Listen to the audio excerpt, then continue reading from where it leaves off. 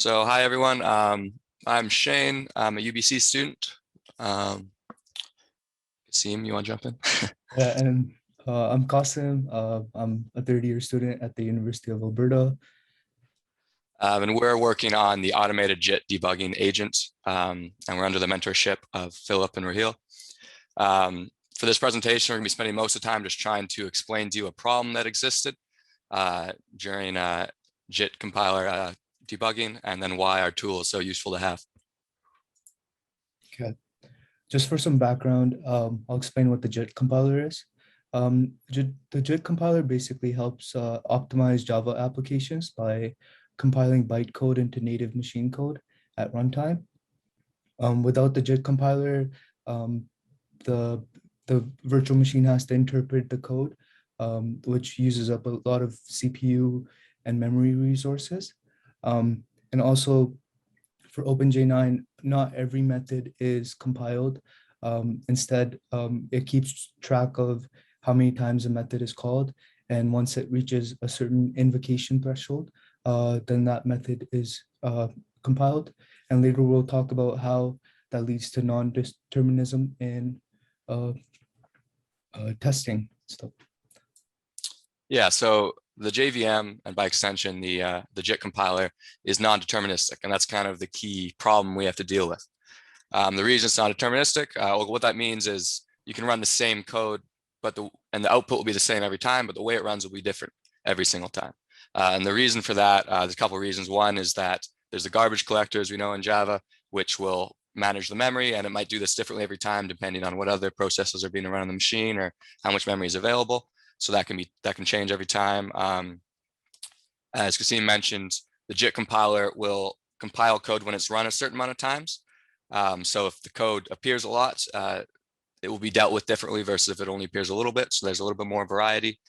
And then also it can depend on like the CPUs, how many CPUs are available, how much time is being taken in certain methods. All these things can lead to just variety in how the JVM and the JIT compiler approach the process.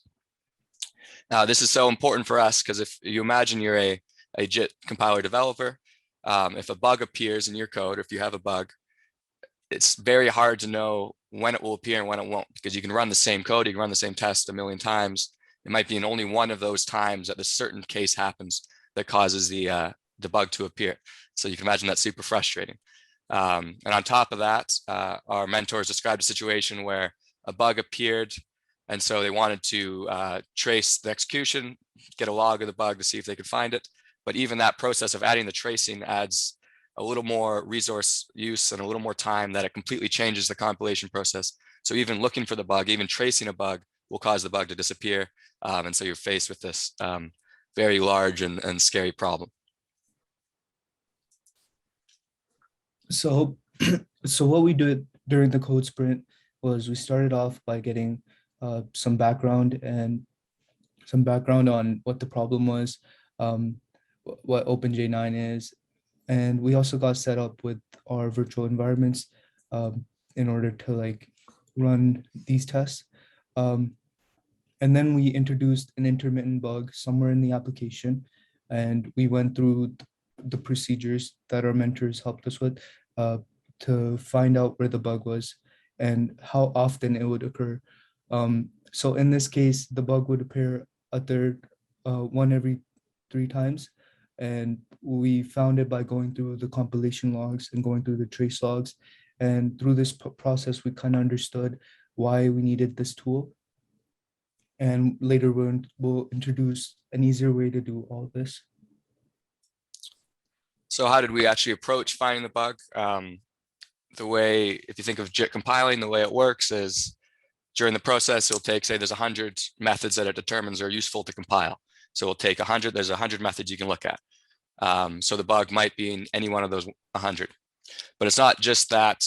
For each of those methods, the JIT compiler could apply 50 optimizations. You're not sure how many. It could be 30, it could be 100. So there's 100 methods, and for each method, there's 100 optimizations. And so the bug could appear in any one of those little optimizations. So that's the space that we're looking for this bug. And now we have to try to approach finding it. So how would we do that? So the first step is finding the failing method. So there's basically two ways of doing this. One is linear. We eliminate each method just to see if the test passes without compiling that method. Second way is using binary search. So we eliminate half of the methods and focus on the other half and narrow it down to find the bug quicker. But this only works when the bug is relatively frequent. And a reason for that would be, say a bug only appears 1 in 100 times. It would take 100 times more testing to find the failing method. A good example would be like, say a test takes 5 minutes to run and there's 124 methods. It would take 10 times to find the failing method, and around 8 times to find the failing optimization. So that would be 18 times running the test to find the bug. And this is only if the bug is frequent. If it was 1 in 100 times, then you'd have to do the process 100 more times to find where the bug was occurring. So it'd be, for a 5-minute test, that would be 1,800 times running that 5-minute test. So you can see how frustrating it is to debug these kind of bugs. Yeah, so after that process of finding the failing method, we figure out which one's probably the problem. We move on now to the optimizations within that method.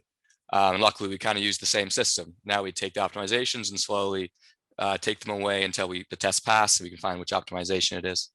It's not quite that simple, actually, because the way the compiler works is that for each method, it applies this temperature level, cold, warm, hot, or scorching. And what that basically means is kind of how important is that method? How often is it run? If it's cold, that means it doesn't run that often. It's not very important to the program, which means you only kind of have to apply a few optimizations. It's not that important to spend a ton of time making it as good as possible. You just kind of fix it up a bit. But if it's scorching, it means apply every optimization, take a ton of time to make sure it runs perfectly because it's such an important method. But this matters to us because the bug might only occur at the warm level and not the cold level. It's just the whole other thing we have to consider while we're taking away the optimizations. But so say we do all this and we slowly limit down the method, now we limit down the optimization. So we figured out which optimization and which method is probably the problem. Then there's only one more step. Okay, so the final step in this whole manual process is to compare the good logs, the passing logs, with the failing compilation logs. And what this allows the developer to do is basically see which instructions caused the bug. And yeah, this would also show you like what the generated code was from the compiler. So yeah, at that point, if we've gotten the logs, we can see the difference. We can say we found the bug. So that whole process, I'm not sure if you followed along exactly there because it's quite long, complicated. It's incredibly slow and incredibly frustrating because you have to, for each time you're running that test, like you have to run it hundreds of times. You have to slowly limit everything. And it might not appear even every time. So like you said, it just takes so much time and it's incredibly frustrating. So that's where our tool comes in. We're making an automated debugger agent, which essentially does what we just described, but it does it immediately and automatically as soon as the test fails. It does run essentially the same way as what we've described, but there's a key difference which makes it more useful, which is that when we're running it before, like in our manual test, we had to kind of restart the test, rerun the code. So it'd be a whole new JVM state. And so that's what causes intermittency. What this does is when we've run into this bug and the test fails, for example, we'll just pause the process. We'll stop the compiler from compiling anything else. We'll try to keep everything as similar as it was before as to when it actually failed. So that now, hopefully, if everything is the same, when we rerun the test in this exact same state and context, it shouldn't be very intermittent anymore. We should be able to see the same problem appearing every time. That's not 100% guaranteed, but it is much more likely if we're using the same thread, the same process, which is extremely useful. That's kind of the life-saving fact of our tool. So yeah, you can imagine how nice it would be to have this and not have to do any of what we've just described and just have this tool now spit out a case of the passing test and a case of the failing test and show you the machine code side by side so that you can find the bug exactly and immediately. Okay. So what do we plan on working on this semester? So there's a bunch of things that we're planning on working on. One is to automate this process. Currently, the developer has to enable the debugging agent, We want this to be part of the testing step when a person makes a pull request or when the tests are run for OpenJ9. It's also not robust enough yet. It's unable to handle some unexpected exceptions and segmentation faults. There's also only bad logs that are generated. There's no way to compare it to the good ones without the failure. There's also no synchronization for multi-threaded tests and no synchronization for other application threads. Yeah, and that's our whole presentation. Yeah, so obviously that was a lot of details and a little more in depth than the other presentation, because we kind of can't explain it without getting into this detail. So hopefully you guys are able to follow along. And thanks for listening.